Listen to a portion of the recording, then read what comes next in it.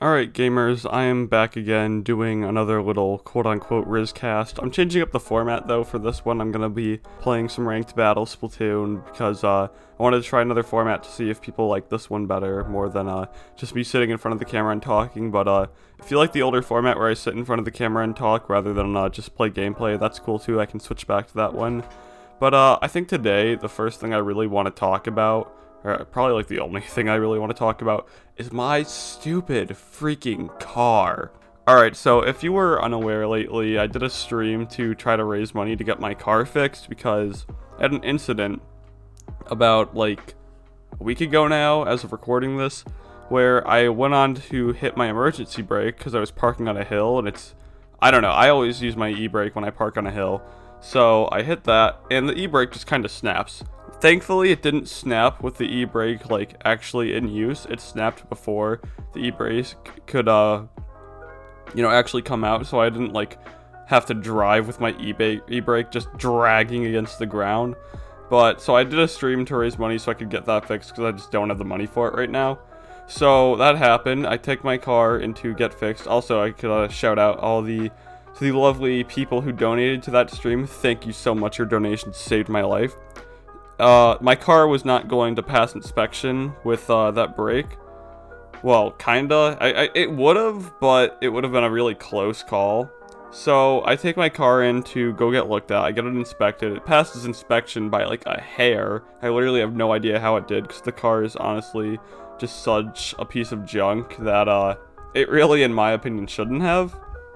But I learned a lot about my car in this stream, where I learned that things like the basically whole subframe is totally rusted, and if your subframe rusts, your car is like, it's on its deathbed at that point, and the subframe is just so horribly rusted that it is like, it's got like a year left tops before the rust reaches the suspension on the car. And that's really not good if I go over a little bump and I just hear things start cracking and breaking and things start falling out of underneath the car. Yeah, that is not good. So basically in this video, I just want to rant about how much I just hate American cars now at this point. I have a 2008 Chevy Impala, so it's not exactly a new car, but like they were supposed to be pretty reliable cars, like big like quote unquote with the reliable there, because they're not, and this whole little ordeal has just totally turned me off from the idea of ever owning an American car ever again. I think after I finally raise enough money to get rid of this piece of junk for my car, I think I'm gonna go out and get a Honda next. Never gonna get a Chevy ever again, that's for sure. This has been quite the experience. It kind of sucks a whole ton, but yeah, I'm getting through it.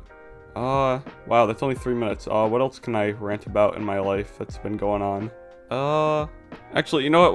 Might as well just give some automotive inspection tips here for all the people who are like my age and about to get their first car. So this is something that I've definitely learned. The best thing you can try to do is, if you are getting a old used car, if you can't inspect the car itself, then take it to your nearest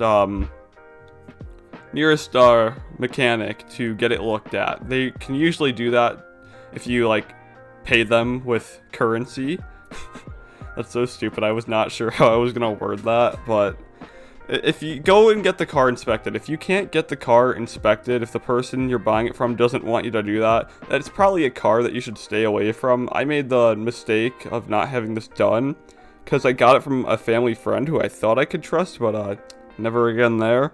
The car's kind of a piece of junk, but get the car looked at before you buy it. That is my biggest piece of advice to anyone going out and getting their first car who doesn't have a lot of money. Like, if you're not getting it from like a dealership, and even then dealerships can be pretty shady too, so honestly, like, go get the car inspected yourself from honestly what I can only recommend as a local mechanic, because big chain mechanics kind of like tend to screw you over as much as humanly possible. There's a reason they got so big, and it's probably through screwing people over. So go to your local mechanic. They depend a lot more on word of mouth sales reputation than bigger mechanics do. That's another piece of advice there. Also, just be aware that the used car market is pretty insane right now. So a car that costs like $4,000 to $5,000 is probably still having just as much chance as a car like a little while ago, honestly, in a relative time, that costed like $2,000 to still be as big of a piece of junk.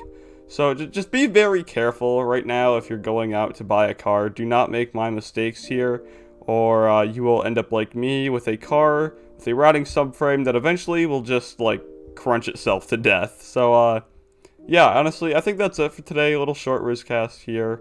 Yeah, thank you everyone. Bye.